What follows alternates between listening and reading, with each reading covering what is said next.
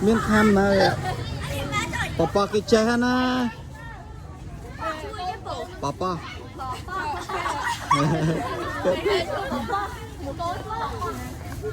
đó papa cái chu đấy can ban ai ban ở đây gì ai ban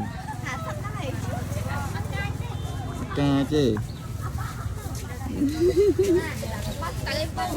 con trẻ nó đã ở đây ngờ lại thầy lấy lần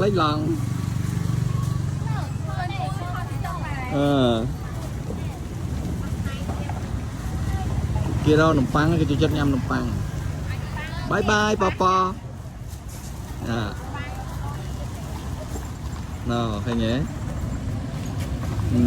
ấy chắc đã đâm món ở đây gì